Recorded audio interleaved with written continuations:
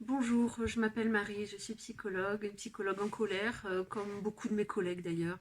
Je vais vous parler aujourd'hui, on est le 27 octobre, hein.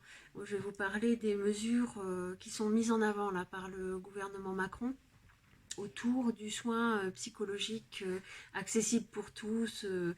Euh, Si on se fie à la com, c'est assez alléchant, mais vous aurez peut-être remarqué que les psychologues n'ont pas du tout sabré le champagne. Si vous ne l'avez pas remarqué, je vous en informe. On n'a pas sabré le champagne. Pourquoi? Parce qu'en fait, il y a certains détails qui ont été omis de cette com actuelle, quelques non-dits, et donc je pense important de vous en parler aujourd'hui. La première chose, c'est que le gouvernement présente aujourd'hui ce dispositif comme quelque chose de durable, d'acquis. Or, à l'heure actuelle, il s'agit encore seulement d'une expérimentation. Donc, une expérimentation, ça veut dire que c'est temporaire. Ça va commencer en fait au 1er janvier 2022 et se terminer au 31 décembre 2022. Donc le temps est compté pour ce dispositif. Le deuxième point, c'est que tout le monde ne le sait pas forcément, mais il existe en fait déjà des structures publiques où les suivis gratuits sont possibles. Donc ces structures-là, elles font partie de la fonction publique hospitalière, la FPH. Vous avez dû voir parfois des sigles comme ça passer. Donc comme l'hôpital, ces structures, elles ont les mêmes difficultés. Elles ont des manques de moyens humains, des manques de moyens financiers, et plutôt que d'aller soutenir l'hôpital public et d'aller soutenir ces structures-là, le gouvernement, étrangement, a fait le choix de confier la mission de répondre aux besoins du public à des libéraux.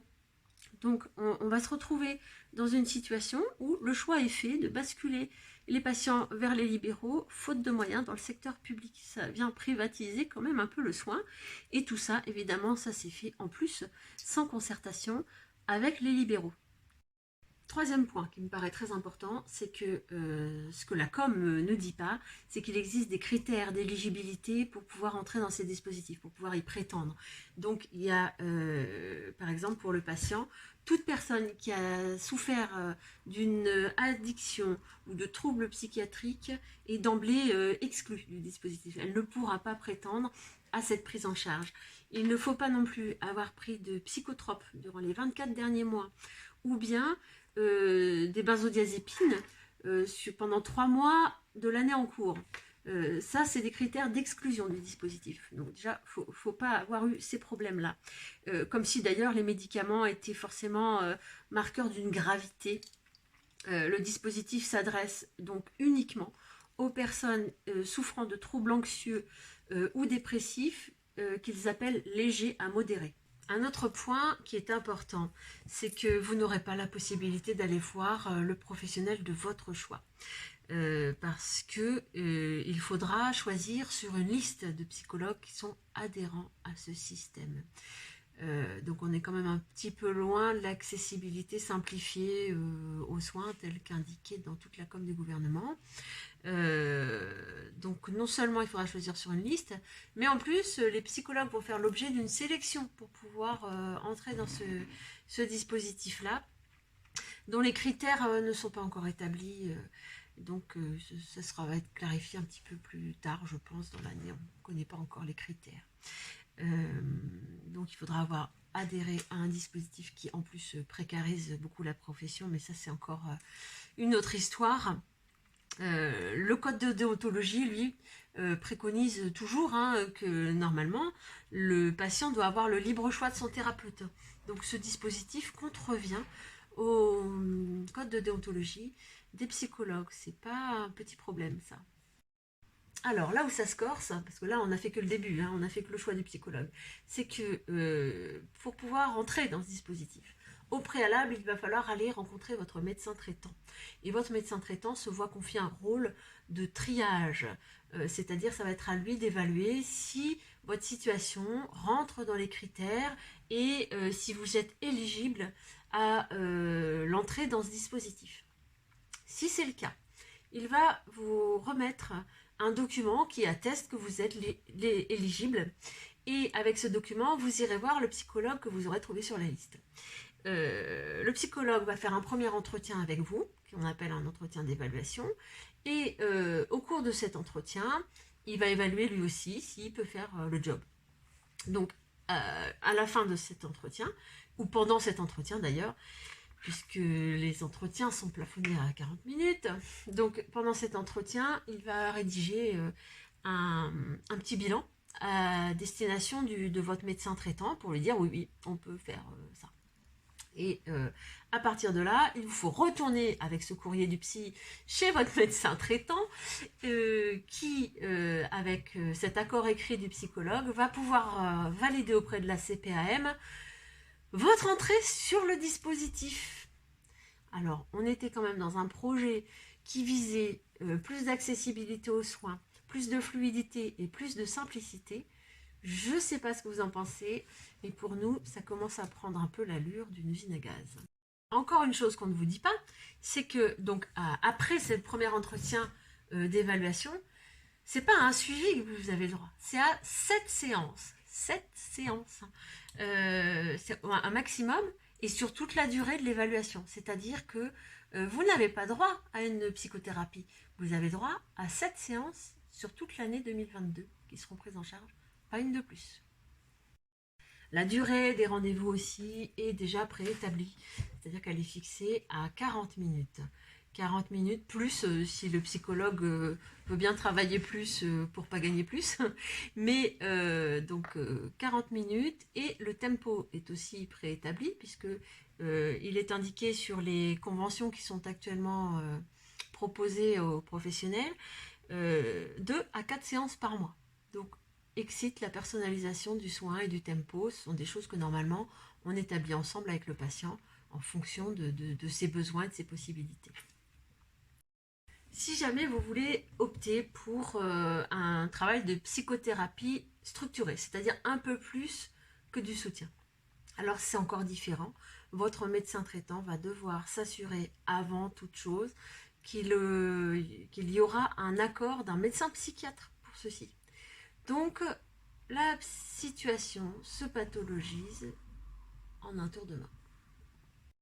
Un autre point qui est très important, c'est que le suivi qui est prescrit, mais en fait, il est valable une seule fois dans l'année, une seule fois sur la durée de l'expérimentation, et chez un seul psychologue. C'est-à-dire que si vous avez démarré la phase de suivi, vous ne pourrez pas changer de psychologue en cours de route. Donc, vous n'avez pas intérêt de vous planter de psy, parce que si jamais vous souhaitez changer de thérapeute ou que vous ne voulez pas retourner là où vous avez commencé votre suivi, vous perdrez votre droit au remboursement pour toute l'année. Une chose qui fait grogner les psys aussi, mais là c'est un peu plus, ça les concerne un peu plus directement, c'est que le tarif il est imposé et il est de 30 € pour un rendez-vous de 40 minutes sans dépassement possible. Donc ça signifie qu'une fois en gros charge déduite pour un psy qui aurait 60% de charge, et ben en fait il lui reste 12 € par séance. Ce qui veut dire que en fait il va essayer de compenser ce manque à gagner finalement en enchaînant les consultations parce que si même à temps plein en fait il arrive à peine à un SMIC en fait, il dépasse un tout petit peu le SMIC.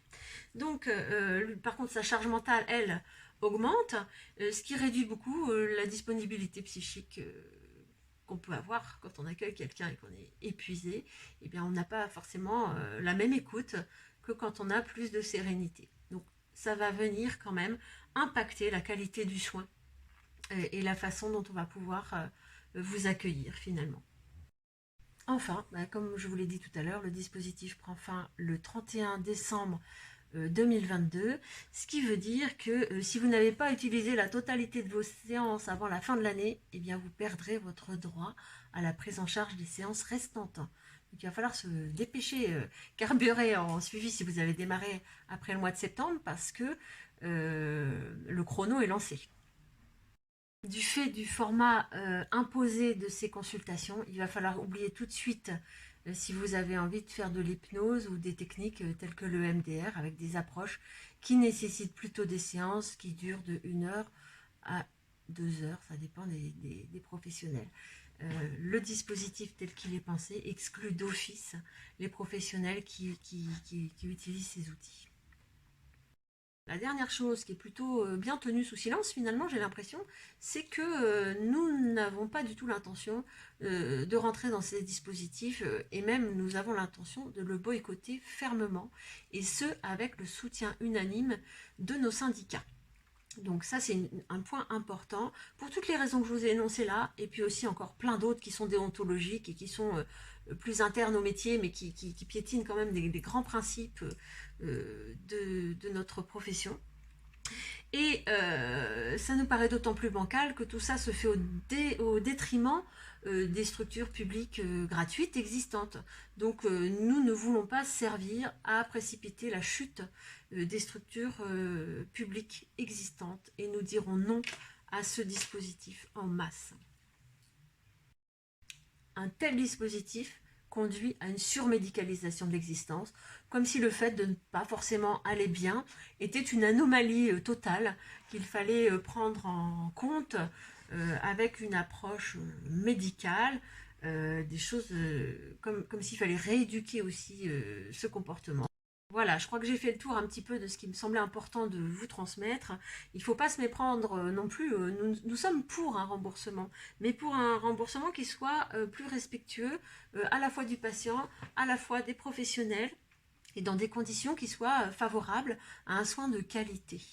Donc, tant qu'il n'y aura pas un meilleur compromis de trouver, je pense que nous serons encore nombreux à résister contre ce dispositif, mais aussi dans votre intérêt.